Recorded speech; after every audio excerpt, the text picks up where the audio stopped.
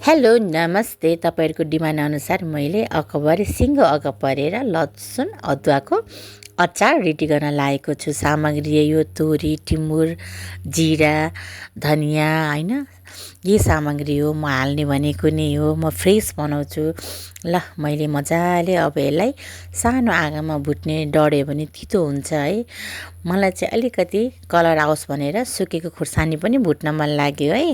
हजुरलाई जस्तो आफ्नो आफ्नो तरिका। हुन त मिक्सरमा पिस्दा पनि हुन्थ्यो, तर मलाई अदुवा कुटेको चाहिँ साह्रै मनपर्छ। कुटेको अलिक स्वाद आउँछ नि होइन। आफ्नो आफ्नो टेस्ट हो न त। ल मैले अब रेडी गर्दैछु हजुरको डिमान्ड अनुसार। भिडियो लामो नबनाएको होइन। अब म्याम सबै देखाउनु भन्नुभयो, सबै त देखाउन अर्को भिडियोमा म नेक्स्टमा देखाउँछु, किनभने हजुरलाई हेर्न पनि सजिलो, मलाई बनाउन पनि सजिलो होइन। लामो भिडियो बनाउँदा हजुरलाई हेर्दा पनि गाह्रो हुन्छ। ल मेरो अकबरे लसुन अदुवाको मजाले सिङ्गो बनाएँ। यता पेस्टको अचार पनि मेरो रेडी भइसक्यो। मेरो दुवै अचार रेडी भइसक्यो साथी हो। Okay by.